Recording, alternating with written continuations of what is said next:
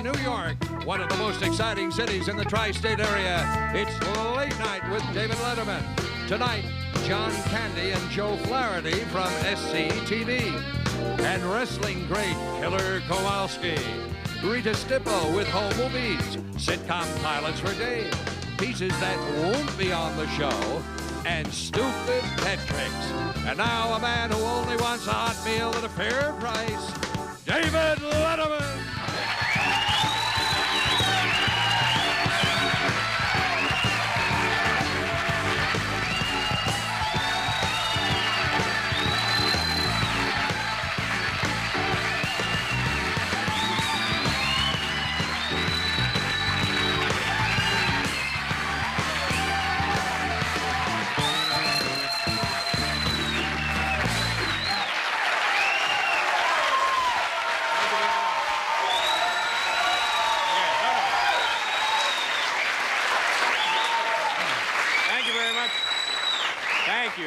Good morning, welcome to Late Night. My name is David Letterman. How many of you think I walk funny, huh?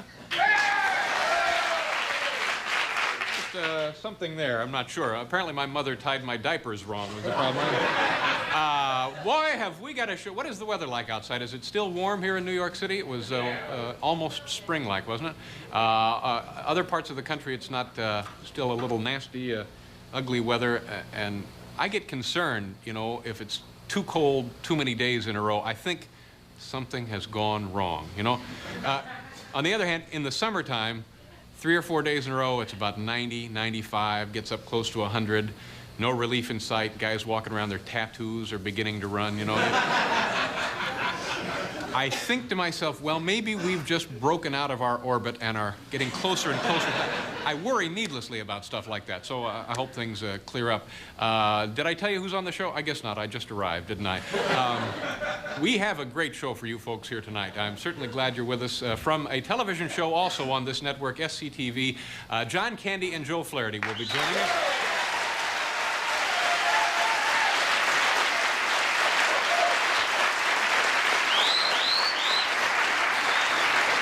We have wrestling great Walter Killer Kowalski.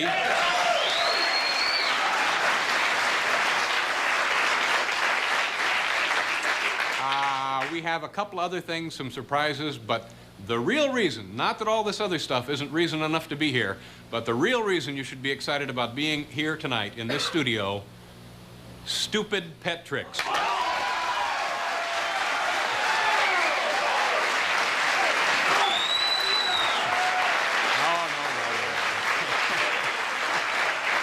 Good heavens, it's really not that exciting. I mean, it'll be great, it'll be worth staying up for, but heavens, nothing like that. This is Paul Schaefer over here, ladies and gentlemen.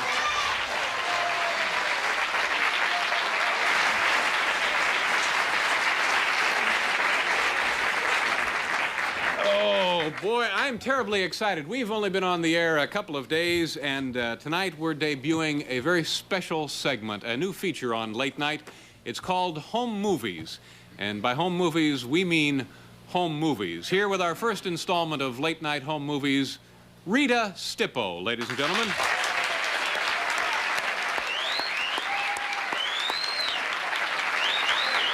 Hi, Rita. Have a seat, if you will. Now, Rita, the home movies that you have brought us this evening, you took yourself? I did. And how long ago were they made? 1954. What kind of people laughed? What kind of equipment did you use? Simple 8mm camera. Mm-hmm. And no Super 8. No Super 8. This was pre-Super 8? Yeah. Mm-hmm. Yeah. I suppose that really opened up filmmaking for you when they came out with the Super 8. I can't tell you. What are we going to see?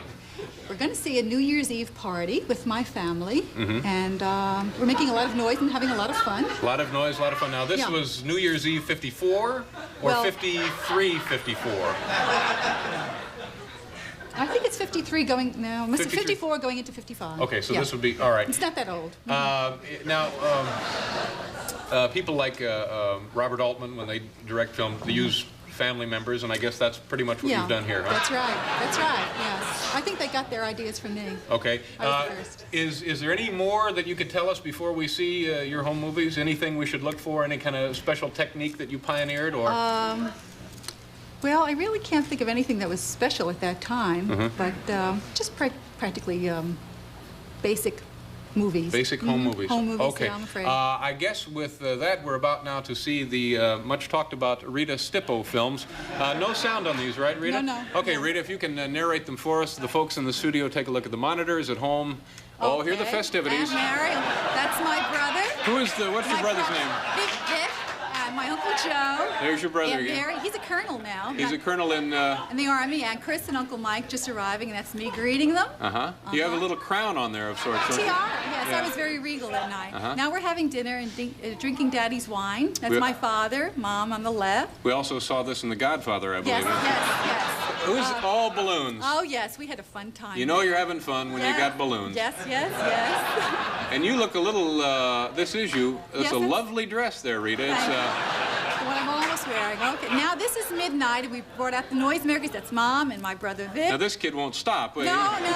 He likes to kiss a lot. What is he doing now? What is his name? My brother Vic is a colonel Vic? of the Army. Oh, that's the colonel. And who's the guy Yes. with the mustache? That's my little nephew. Oh, the one in the back? That's Yeah, Dad. That's Vic No, the again. phony mustache. Or, Oh, or was that Dad? No, that's Dad in the front. That's not phony. That's Uncle Mike. The No, little this- kid in the front is yeah. now a vice president at Lehman Brothers. Apparently they have no dress code there, huh? Aunt Mary again. Well, yeah, I think we broke out the champagne. So now. how many people were in the cast, Rita? I think we had a cast of 14. Now, Dad fell asleep. Yeah. He fell asleep. It's lights out for that guy, huh? Yeah, he had a little headache the next day. Yeah. But we were having a lot of fun still. Well, it you looks see. like a lot of fun. Champagne does things for you. Oh, my God. All hell is Aunt broken Mary. loose, Rita. This is ugly. Aunt Mary and Aunt Phil. Good heavens.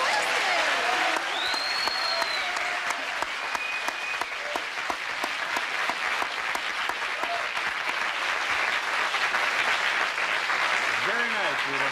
Very nice. Any films since that?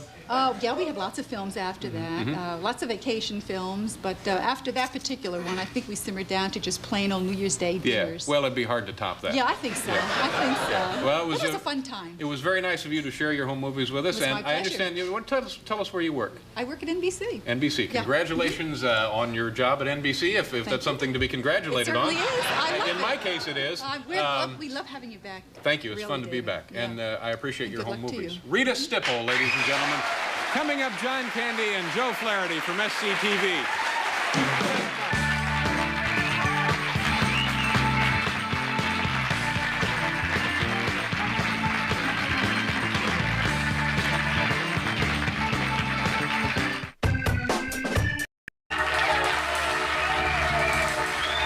Thank you. Thank you very much. Welcome back to the show. Thank you, Paul. Thank you, gentlemen. Thank you. This is only our fourth night on the air, and I guess by now everybody in the country knows that we have one of these. But they say, what else do you have back there, Dave? Well, we also have one of these. So...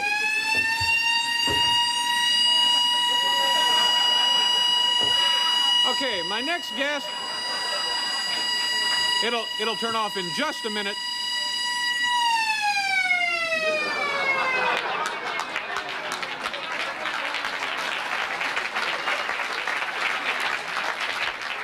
I think that answers the question, why don't other talk shows have one of those? Well, drive safely. Thanks for watching. Good night. Second City TV is a comedy show which emanates in Toronto, Canada, and for a while it was being done out of Edmonton, Canada, I believe. It's a terrific show, and it's on every Friday evening at 12:30 here at NBC, and perhaps one of the fastest, most... well, I'm lost here. Let me just start over. Quickly becoming one of the most popular comedy programs on the air without a siren. The magic of SCTV is attributed to the fine writing and performing. That's certainly the truth.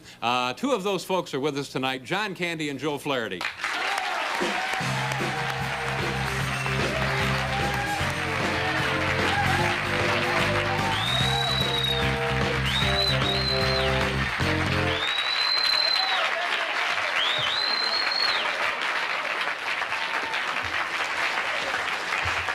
Nice of you gentlemen to be here. I'm desperately sorry that I botched your introduction. What I was trying to say is this is a show that I have been a big fan of for a long, long time before it moved to NBC. And the little remark there in the opening about it being a perfect match of great writing and great performing, I think is the hallmark of that show, and you folks should be congratulated on that.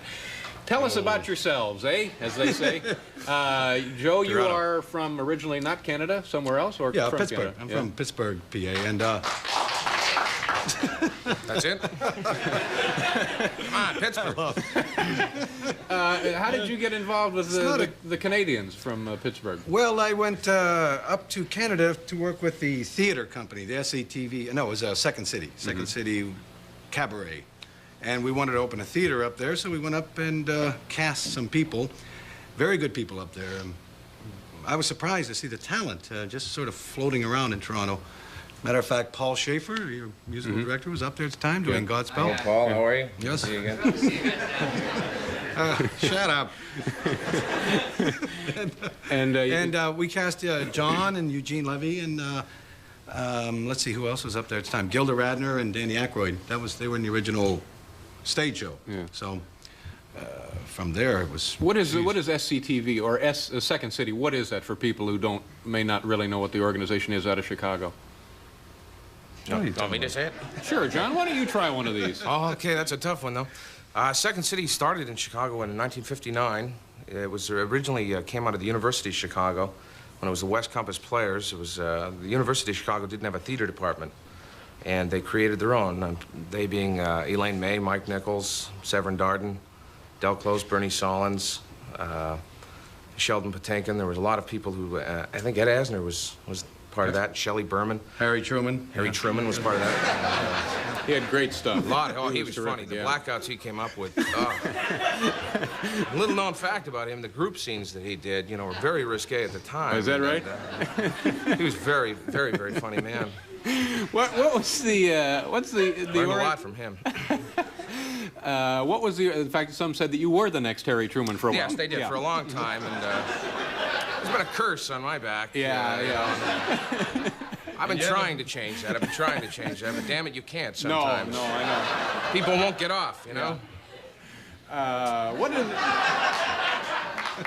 does Second City refer to? What does that mean? Second City. It was an article, I think, in the New York Times, wasn't it? There were New Yorker magazine. New Yorker magazine saying Chicago was second to New York in everything, in every way. Which I don't know if everyone believes that or not. Chicago's a fine town. It is. Toronto is a fine town also, where you guys are now doing the show. Pittsburgh's a fine town. Pittsburgh is all right, too. Didn't get a huge response. What about Monterey? Beautiful place. Now, when you were Queensville, another place where I'm from. Queensville? And this is in Ontario, outside of Toronto? Yeah. Tell me about doing the show from... No one? No one from Queensville? Tell me about doing the show from Edmonton. Is this Well, the last cycle of shows came out of there? Yeah, we're notorious for selling out to the lowest bidder, you know? We ended up there. Now, how does that happen? no. This is a major network television extravaganza, and they're doing it in Edmonton, a city of how big? Oh, geez, it's 800,000 people now. Well, It's growing every day. It's a big city. It's boomtown. Edmonton. While we look up the exact population of Edmonton, we're going to take a break. We'll be back with John Candy and Joe Flaherty.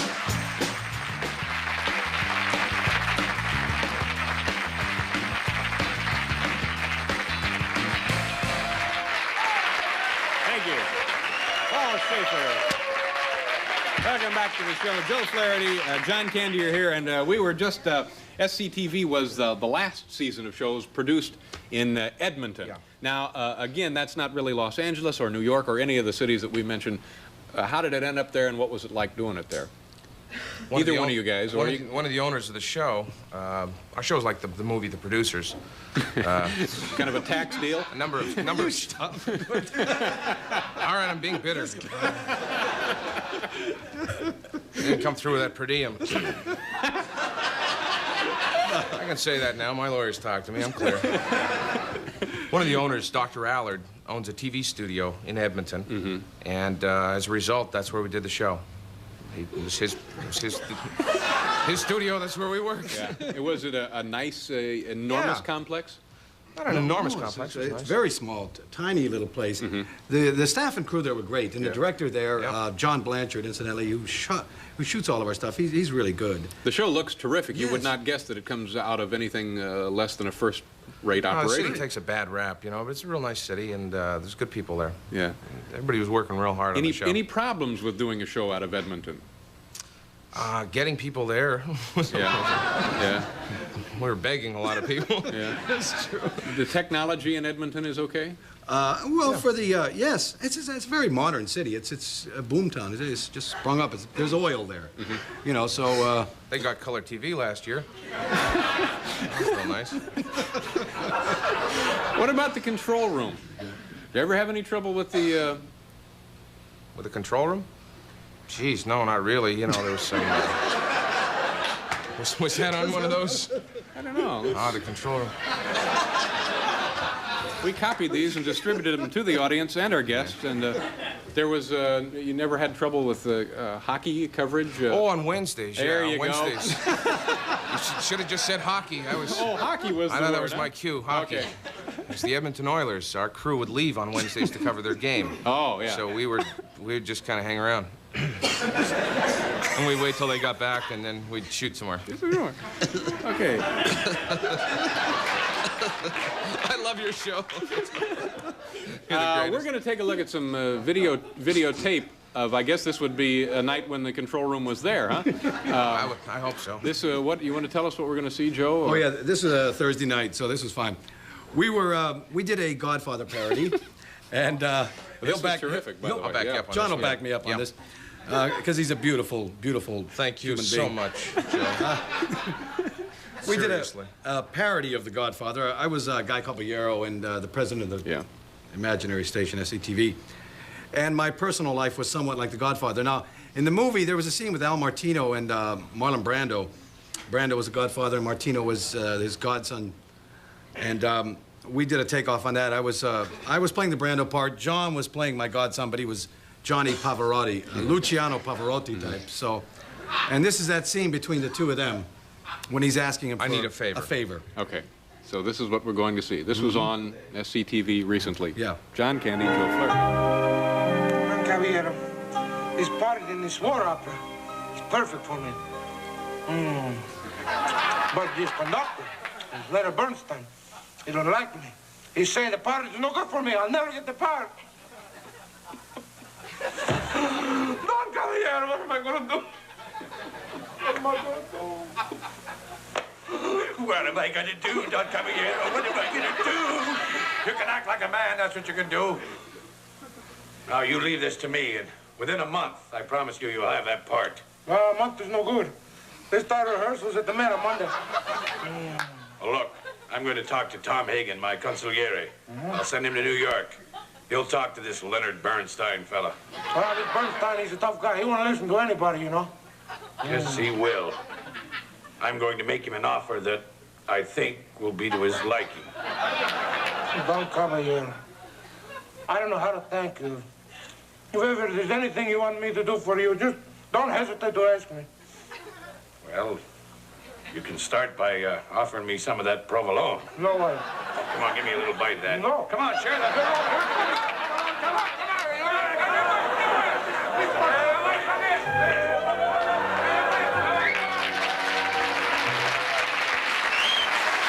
Very nice. Very nice, gentlemen. We're going to pause here. We'll be back in a couple of minutes to talk some more with John Candy and Joe Flaherty.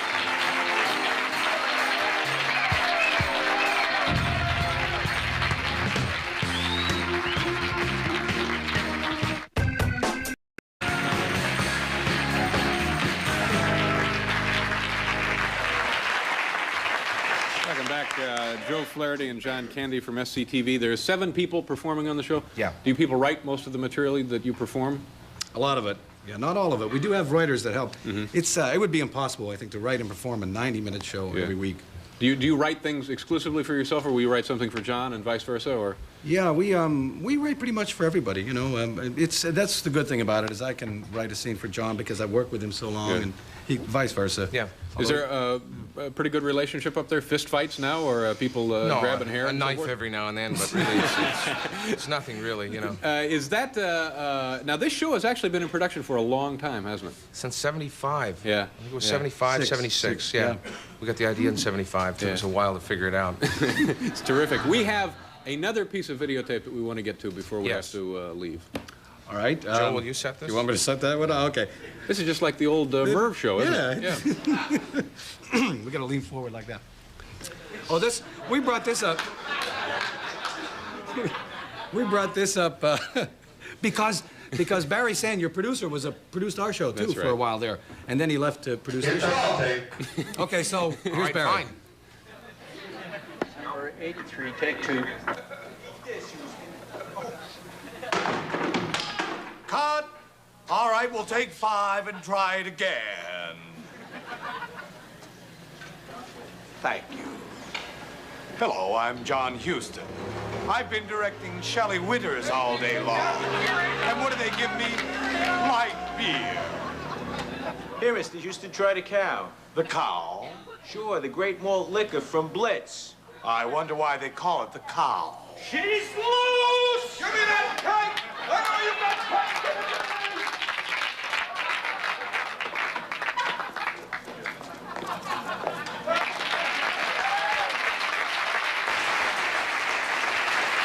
John Candy, Joe Flaherty, you guys are terrific. The entire show is terrific. We have to pause for station identification.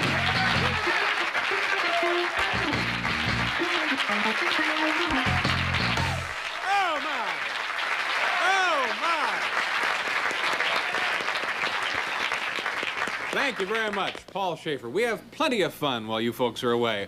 Welcome back to the show. As you may or may not know, it has been about 1.5 years since the last time I had my own show, and in the course of that year I became involved in a number of other projects that unfortunately didn't go as well as I had hoped. I thought tonight you might find it interesting to see just a few of the television pilots I made that never actually got on the air. This one was called David Letterman, Gate Crasher at Large. Each week I would show up at some kind of official function where I was neither expected nor wanted. And I liked this one. This was a lot of fun to do. This series was called No Bones About It. This was a situation comedy about a bumbling osteopath. In this episode, the fun begins when Dr. Dave has to reconstruct his boss's spinal column and put it back before he awakens from the anesthetic. Now, this was an ABC series that was originally titled Migrant Comic. And in this show, I played wacky field entertainer Arnold Ducky Keeman. Here I am seen doing my famous "Hi, where you from" routine to bored, disaffected youth right before they teach me some manners with a hoe. This was another good one. This was Open Occasionally, a zany situation comedy in which I played Donald Giesner, a former talk show host who moves to Shelby, Montana to take over the family hat store. Seen at the right is kindly old general manager Edgar Creeley, who has only one problem: he's decomposing. Awful notion, isn't it? This was a good one. The short-lived but critically acclaimed Dave Loves Muffins. In the opening episode, my doctor tells me I have only 3 weeks to live unless I consume several pounds of baked goods every day. So I construct a small muffin factory in my high-rise apartment. Well, let's see. This is a shot from a failed variety show. This was a good concept. It was called David Letterman Live from the Vatican.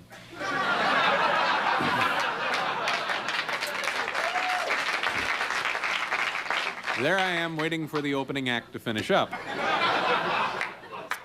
Lastly, this was great fun to do. It was called Don't Drop 'Em. Dave's a washed-up juggler who needs a gimmick.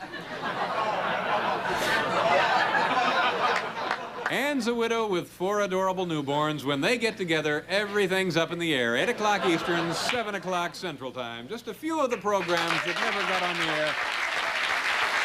No point in going to bed now. Coming up next, Stupid Pet Tricks.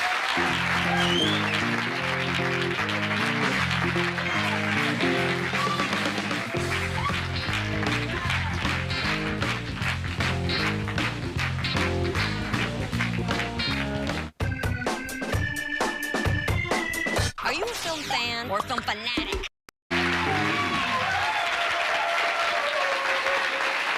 Hi there. It's our feeling that everyone who owns a pet has at one time tried to teach the animal to do something peculiar. So we have placed ads in newspapers around the metropolitan area to try and get folks who have taught their pets to do something peculiar or stupid. Of course, we do not believe the pets are stupid, but sometimes the little tricks they have been taught to do seem to be that way. So now we'd like to present to you our first installment of Stupid Pet Tricks. No, not yet. Our first participant, Jean Meadow. Jean? Hi, Jean. How are you? Nice to see you. This is Cindy, yes. a handsome-looking dog, if ever I saw one. Now, what will Cindy do for us, Jean? Well, Cindy's a very affectionate dog. She's a lover, and she's going to show you how she kisses and hugs me. Okay. So we'll have her do that. Cindy? Cindy? Cindy? Hello, Cindy. How are you? It's a very nice dog. Oh, yes. that is You sweet. love Aw. me. You love me? Yes. Yes, you Do kids love like me. to be alone? Say hello to David. Hello, Cindy. Say hello, David. Yes. Okay. That's Yes. it? Oh. Thank you very much, Jean. We're going to take a look at that now through the miracle of slow-motion instant replay. Jean Meadow and her dog, Cindy. Oh, yes. Sometimes it's more exciting in slow motion, isn't it?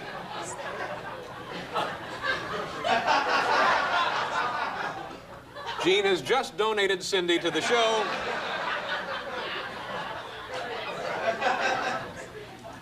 Goodbye, Cindy. I wish I could do that. Kathy Ahern is our next participant, and her dog is Muggsy. Hello, Muggsy. Kathy, how are you? Nice to see you. Hi, Muggsy. How are you? What does Muggsy do? Well, Muggsy will sneeze for you. Okay. All right. Muggsy, Cookie, sneeze. No, that's Pretty impressive. Stay. The other thing she'll do is we have one right over here. This is for Muggsy? Ah, yes. Okay. Stay. You can hold it right there if you want. Make her move a distance. I'll hold the phone, for it. and Muggsy will do what now? She'll go answer. She'll answer the phone. Why don't you Okay. back up and make her work a little bit? Oh, sure. Okay. Well, All right, and lower it she's just a looking. bit. Okay. She's looking. She knows what she's Here looking. you go, Muggsy, Muggsy. answer the phone. The phone's ringing. Answer the phone. Answer the phone. Quick. There you go. Sit.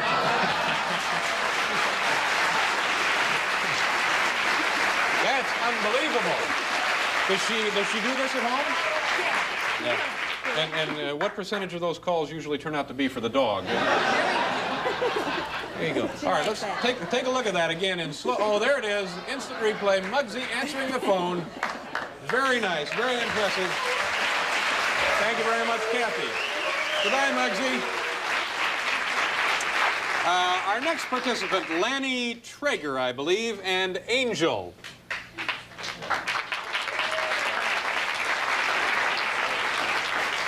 Lanny, how are you? Nice to see you. Yeah, this is kind of it's a little heavy, this dog. About the size of a couch. Now what will... Hi, Angel, how are you? What will Angel do? Angel will protect me from beating myself up. You're going to beat yourself up? On stage, right here. And the dog will protect you? Hopefully. Okay. Lanny and Angel. Okay.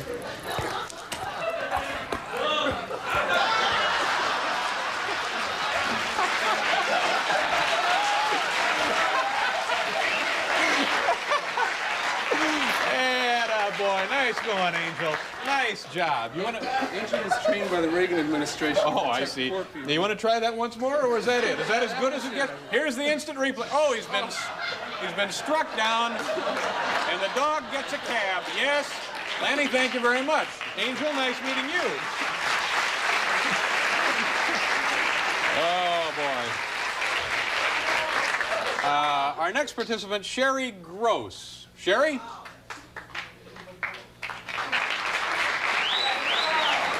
How do you do, Sherry? You have, that's not a dog, that's a rabbit. You knew that. Okay, and your rabbit's name is? Thumper. Thumper. What will Thumper do for us? First, she's gonna ride a skateboard. Thumper will ride a skateboard.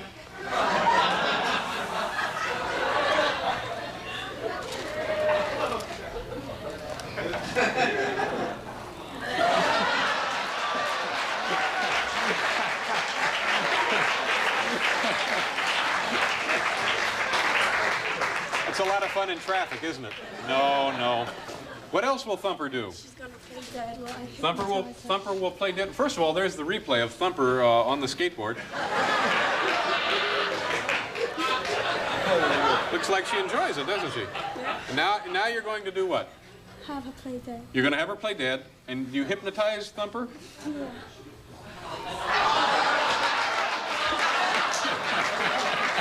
That's it? It was very nice. Thank you very much. Sherry Gross and Thumper. Thank you very much. You want to see the last? Here's. Oh, yes.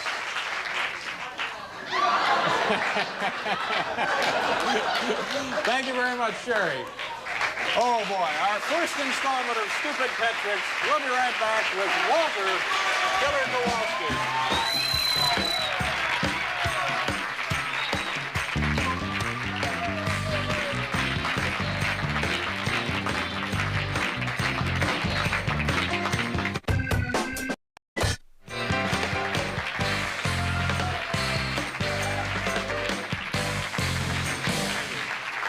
Thank you very much. I want to thank all of our participants and their animals for making it a wonderfully successful Stupid Pet Tricks tonight. One of the meanest men ever to step into a wrestling ring, it says here, was Walter Killer Kowalski. In the in the era of Gorgeous George, Nature Boy Buddy Rogers, and Yukon Eric, the Killer was the most feared and most loathed of all. He is now a professional photographer and runs the Killer Kowalski Institute for Professional Wrestlers. It's right up there with Annapolis and the... welcome, please, Killer Kowalski.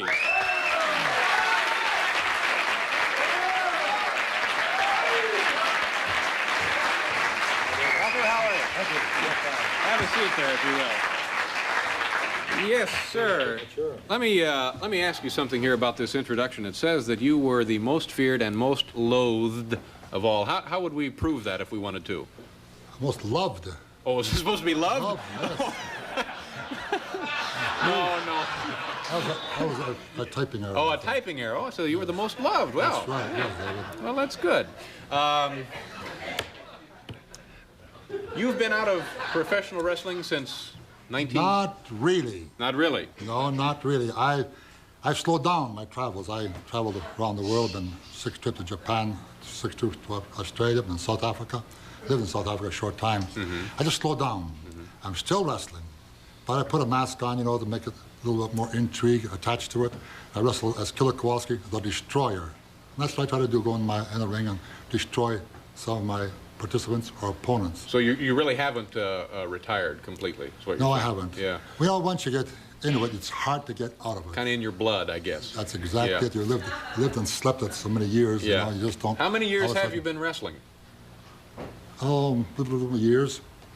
Quite a few. Quite a few, yes. How does a fellow, as a youngster, become a professional wrestler? You know, to break into the sport is very, very difficult because most wrestling promoters don't even want to talk to anybody who is aspiring to become a professional wrestler. Why don't they want to talk to people? Because they never prove themselves. They can't afford it. You know, with television, a lot of wrestling's on television, and you're drawing big houses. In fact, professional wrestling is the most watched sport and most attended sport from any other professional sport there is. Mm-hmm.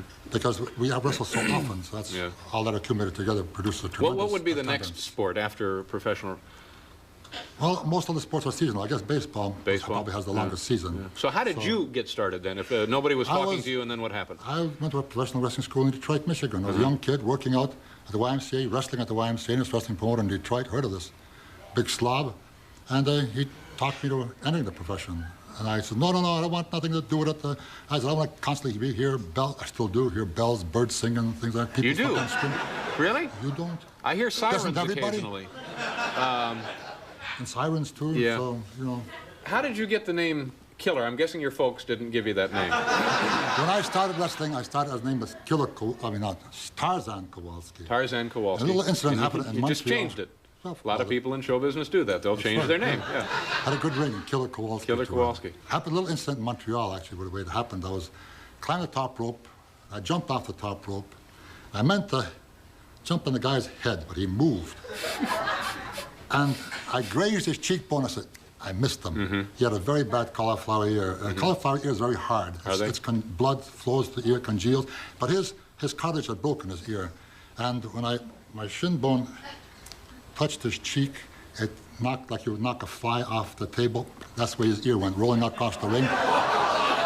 Really, the referee says, you dirty slob. He says, you're not supposed to jump on him. I said, yeah, well, what the heck. He pushed me across the ring. He starts, this was Yukon Eric. In fact, there's a lot of publicity on that. He starts screaming, hollering, my ear, my ear. I said, what's he hollering about? I don't know, something about an ear. Blood pouring out all over the place. And finally, he just stopped the match. He walked out of the ring. Somebody threw a towel in, which was in moments was soaked in blood. He stepped out of the ring, and the referee says, what am I going to do now? He says, he's gone. Give me the match. Oh, yeah, okay. Yeah. So he raised my arm. I was the winner for that. Yeah. And since then, people thought I was just a cruel monster. I sympathized with poor Yukon Eric after that because do you get points for something like that? Yes. They gave me 63 points for knocking an ear off that time. But you know, Yukon Eric, he had a bit of a problem after that because when he used to try to go walking downtown, down the street on a windy day, the wind would catch his good ear and spin him around. Very difficult. Well, these are some of the hazards. These are some of the hazards, of different professions, even football, baseball, basketball, It could happen. Imagine what happened. The guy hollered, stop that ball, and the big basketball, he swallows it. Probably happens more than you think, huh? Yes, it certainly does. But now, in addition to your wrestling activities, you're a photographer. Yes, that little incident happened one time in Dallas, Texas. I saw the pictures that they were using for publicity. Oh, this is the gentleman you alluded to earlier. This is Tarzan Kowalski. Yeah, 18 years old. Imagine that. Good heavens. How big a fellow are you in this photo? I'm right down about 245, 250. And I was 18, 6'6". And I gained another inch, grew another inch to 6'7". I got to be 275 and much ruggeder, much meaner, more cruel than that. Cool, yeah. Now you didn't actually take that picture. Now here's a fellow. Who is this? That's Moose Monroe. He was just running around this area here. He's a very sedate, easygoing fella. Yeah, he eats little children or something like that, as well with his meals. Yeah. There's nothing much to him though. Just a cruel, mean-looking guy. The word nair comes to mind. Yes. Maybe he eats that too. This is kind of a nice outfit. Yeah, that's Larry Sharp. He wrestles around in New York area. Larry. This guy's name is Larry? Yeah, that is Larry. Doesn't he look like a Larry? Now you take these and then you sell them to the wrestlers? No, I use them for publicity. I've had my pictures on covers of magazines. That is the Moondogs, Rex and Fido, last of the littler. Rex and who? Fido, the last of the little Moondogs. Rex and Fido, the Moondogs. They're around here for a while. They're attorneys, I think, aren't they? Yes, they are. That's right. Okay, we're going to have to interrupt this. We'll continue. We're going to a commercial. We'll be right back.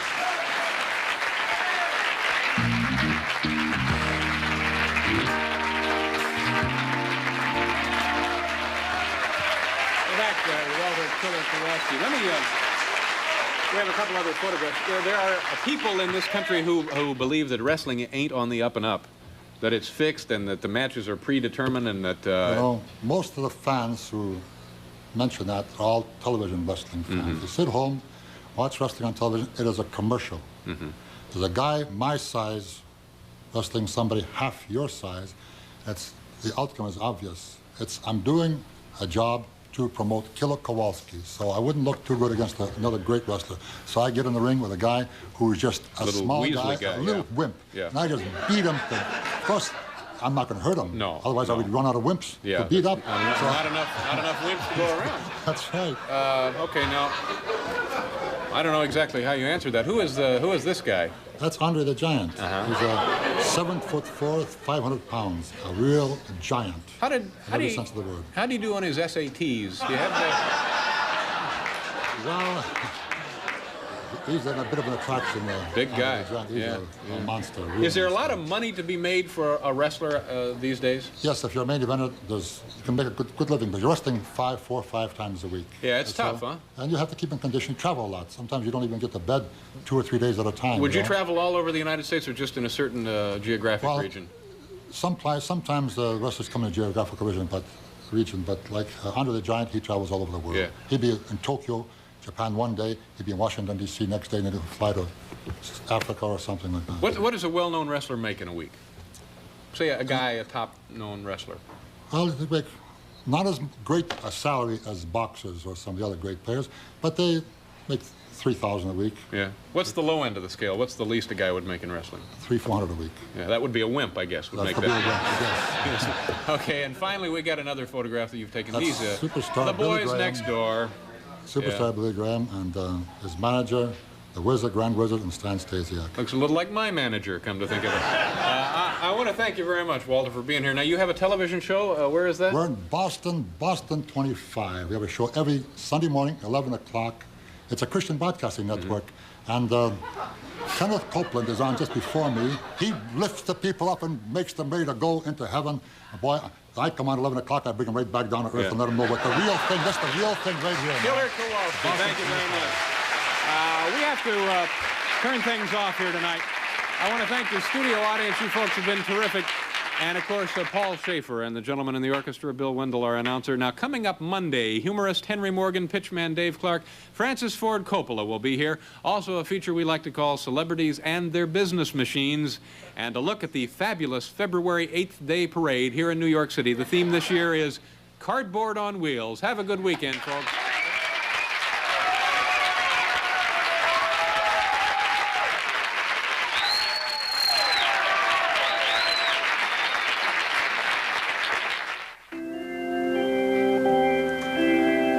As we come to an end of another week of shows, we present from St. Dominic's Old Roman Catholic Church in Brooklyn, the Reverend Bishop Andre Pinocchio. Come unto me, all ye that labor and are heavy laden, and I will give you rest. Matthew chapter 11, verse 28. Today marks the beginning of a weekend of rest. After being through the icy storms, stalled subway cars and buses, and facing above all a tyrant boss who doesn't understand why we are late for work. Dear Lord, give me courage to make it through Monday. Thank God it's Friday. Thursday Central. Amen.